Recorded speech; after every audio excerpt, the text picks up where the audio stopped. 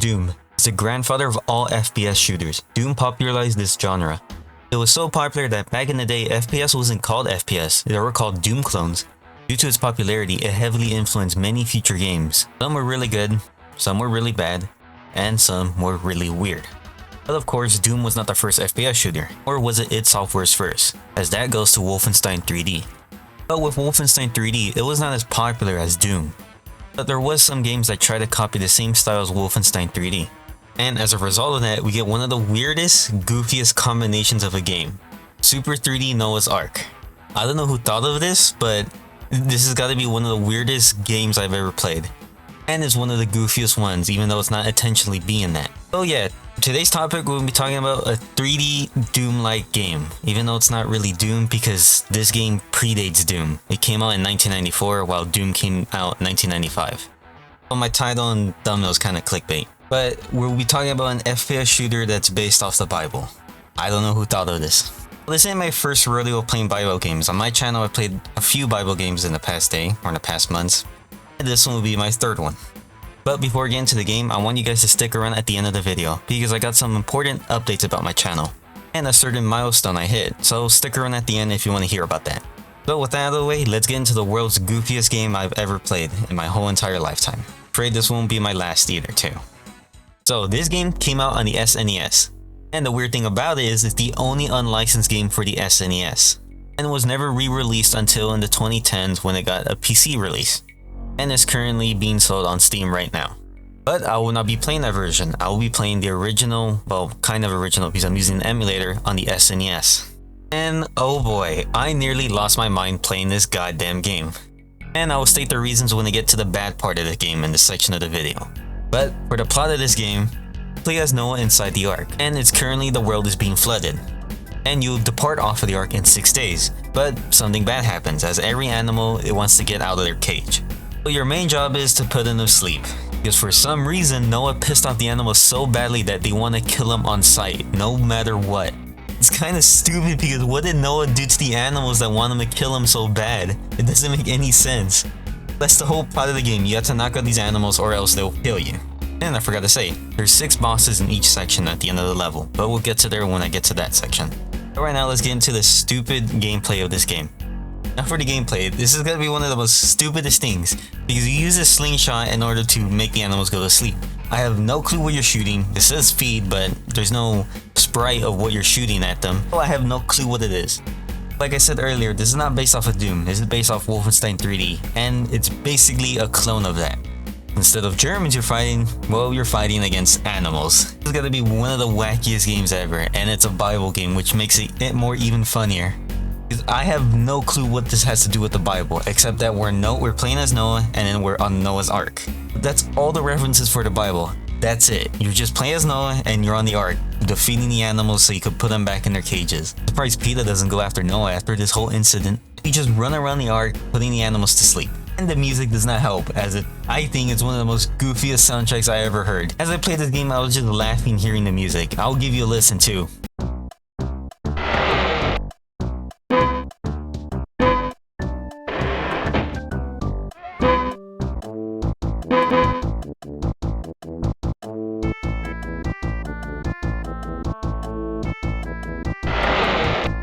Of course, there's different music themes on later levels, but most of them are just loops. For some of you, keep playing the game might drive you insane. But for me, I just kept laughing throughout the whole game. Another thing that made me laugh is how the animals attack and the different animal types or enemy types you have to defeat. So for that, I'm just going to use the correlation with Doom enemies. So we have the goat, which is basically you could say is the zombie men. We have the sheep, which are basically the shotgunners.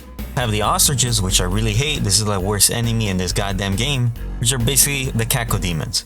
Or they can be as seen as Hell Knights because they have projectile-based attacks and they scratch you up. I think I'm gonna go with the cacodemon. The ostriches are the most annoying enemy in this game. You have the antelope, where I thought it was the gazelle until the end of the game said it was an antelope, which are basically Hell Knights. The ox or the bull, which is basically the pinky demon. And that's all the normal enemy types. The thing is, they're not even that different from each other, because some only do bite attacks and some only spit, while some of them do a mixture of both. Well, actually, a lot of them do a mixture of both. And just like with Doom and Wolfenstein 3D, they're secrets, but I only found a couple of them and they're not really that impactful, they're just ammo rooms. But there's a collectible. Well, I guess you could say collectibles because you get to collect fruits. I have no clue what they're used for. You just collect them, you just increase the number, and that's it. I don't know, when I first played this game I thought they were an armor, but as I played the game, I thought the idea was stupid because why would Noah wear fruit as armor? And just like Wolfenstein 3D, you have a score meter. And just like with that, with Doom and Wolfenstein 3D, you have the face on the bottom, which in this case is Noah. And I guess sometimes his face changes when you lose health because most of the time it doesn't. He just does a scowl and that's it. And for some reason he always has a smile on his face. I don't know why he has a smile because every animal wants to kill him. Throughout the whole game, I still had no clue what he did to piss him off. I guess because he took him out of their homes, but like, he's trying to save them from the flood. Why would they be pissed off of that? Maybe they're possessed by the goddamn devil because this is a Bible game and it will be way funnier if that's the case. And also, I forgot to mention, there's a life system in this game. I don't think Wolfenstein 3D had it, but I don't remember playing it that much. Nor Doom didn't have the life system, but for this game, which makes it more unique because the life system is really weird. I guess they have the life system because, well, you can't save on the NES. You know, you could do that with Legend of Zelda, but I guess they didn't program for this, but I don't know. So in order to resume your progress, you have to use room codes for each level you go through. But for me, I use a save state. There was occasional times where I used the room codes in order to get to that level. But yeah, that's the whole plot and gameplay of this whole stupid ass, goofy ass game.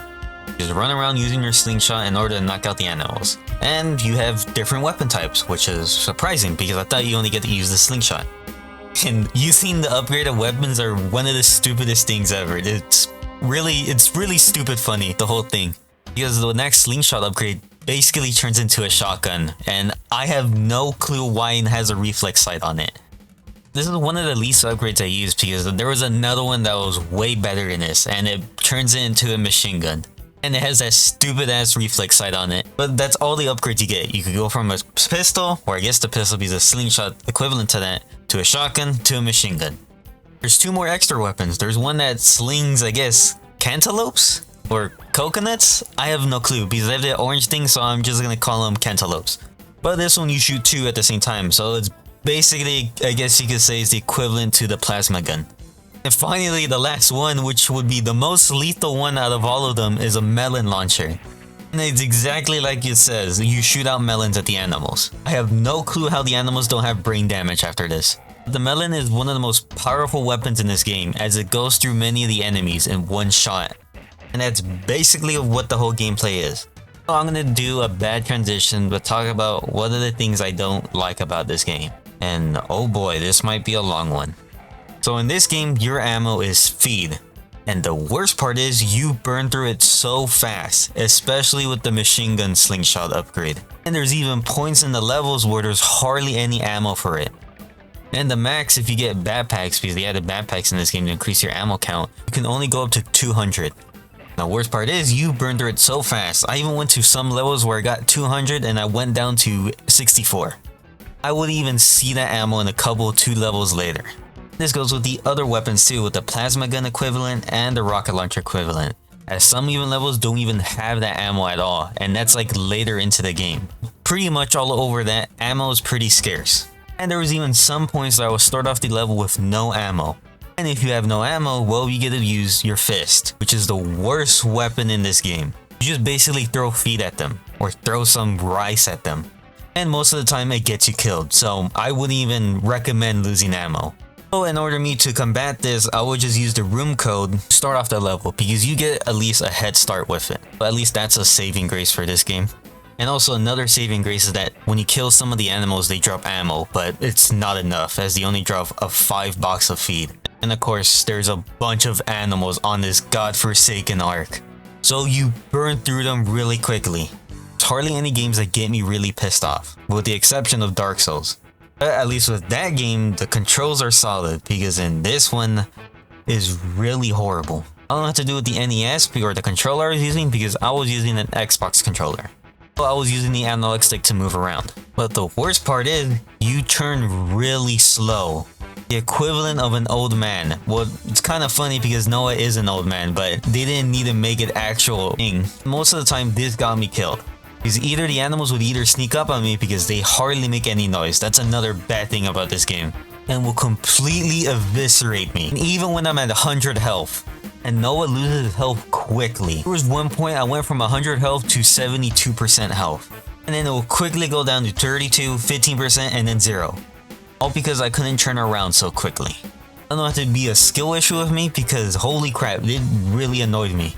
Or I have no clue what's the difficulty of playing because I lost the health really quickly. And so I went to check what difficulty I was playing. I was playing on normal. That's normal for this game? I don't know what they were smoking, but that's not normal. That's hard difficulty. With the lack of ammo, the abundance of so many enemies, like holy crap, there are so many animals on the Ark. I don't even know how Noah got all of them all. I thought there would only be one pair of every animal. There's so much goats, sheep, ostriches. The goddamn ostriches are one of the worst enemies in this game. Because how fast they go and they have a multitude of attacks as they could scratch you and spit at you. It's not just one ostrich, there's like 8 of them in one room. And it's a super cramped room. Why does Noah need so much ostriches? I'm gonna be honest with you, this game made me hate ostriches. It got worse with every level and there was a shit ton of them. I nearly lost my mind fighting against the ostriches because how many there were. There's even a guide online that showed how much enemies were in each level. And in one of the levels there's 27 ostriches. Again, why does Noah need that much? There's only supposed to be one pair of every animal. Remember too that some of the animals spit? You can't even see it when they're doing it. Like no projectile attack of it. You just get hit randomly. And there were some points that I thought I got attacked by a projectile, but no, it was them biting me, but I was like a few spaces away from them. But I guess it has to do with the janky hitbox because the enemies get to hit you through the walls. But at least you could hit them through the walls too. Well, only sometimes because they get to hit you, but you can't hit them back. And another bad thing about this game is how the camera moves, because how it moved gave me a headache. I don't know if it has to do with the slow churning or how small the screen was or how bad the graphics were because this was NES time, so of course it's not going to be the greatest. There was random play sessions I would just start getting a headache. And I think what else didn't help with the headache was that the fact that everything is brown. The whole color screen is brown. I know it's a boat that's made out of wood and it's the Ark that's a huge ass boat, but why is everything brown? If I wanted to see brown, I would just look at my skin. There was hardly any color variety. I mean, you do get the occasional, but it's only for a small couple of rooms and then you just go back and it's all brown. It doesn't help because some of these levels are a maze structure. Half the time I would have to spam the map in order to see where I was going. I hate the maze-like structure design because the enemies get to hit you through the walls while you're just trying to figure out where you go. Oh yeah, another thing, just don't die. Don't die even in general in this game. Because if you do, you just start with a slingshot and that's it. Get your weapons back and you're really screwed. In the later levels you have to fight against high tier enemies like the ostriches. And the ostriches take a lot of hits to go down. But you just take 3 hits and you're dead. So at that point just use the room code, or in this case I just used a save state where I went back to where I was. Oh yeah, back to the ammo thing, because another thing, I kept wasting ammo because I had no clue if I was hitting the animals. Because the only indicator if you're hitting an animal is that they make a gulping sound. Which sounds really weird when I say it out loud. That's the only damage indicator when you're hitting them. I don't even know why I played this game. I think that's all the bad parts of this game, because I nearly wanted to smash my head on my keyboard when I played this. I still have no clue why was there so much ostriches. But let's go to the good parts of this game. One of the good parts in this game is, probably will not agree, but the music. The reason I say that because the music kept me sane. It was really funny to listen. I'll just start dying of laughter whenever I hear the goofy ass music. Especially the music for the first level, that's still the funniest to me. I have no clue why it was funny, but it was still funny to me. Another good thing about this game is the unique idea of the weapons. It looks stupid, but it's unique. Especially the watermelon launcher. Because you can hurl watermelon straight at a goat. How Noah uses them is really fast because holy crap, I think that goat's fucking dead. Even any other animal that gets caught in the crossfire of it. I guess too the gunplay can be seen as good, but I don't know, because I'm kind of a sucker for boomer shooters like this. I know I was kind of getting mad at the bad section part of this game, but I did kind of have fun playing this even though it almost mentally broke me. I don't think there's anything else that could be good about this game. It's alright. It's not that really good. Like, I wouldn't recommend to play it to like fully to the end. I will only recommend to play it for a few levels for a good laugh, but I wouldn't even recommend playing it. If you want more of a goofy story, I'm gonna tell you why the reason this game was made. Because apparently the whole concept of this game, it was supposed to be a Hellraiser game. I don't know how the hell they went from Hellraiser to Super Noah's Ark. And I have no clue how this company, which regularly made unlicensed Nintendo games, got the rights to make a Hellraiser game. Apparently for that was supposed to be made for the NES. Of course, they abandoned this because the NES has hardware limitations that it can't even run an FPS style game. And so they moved to the SNES.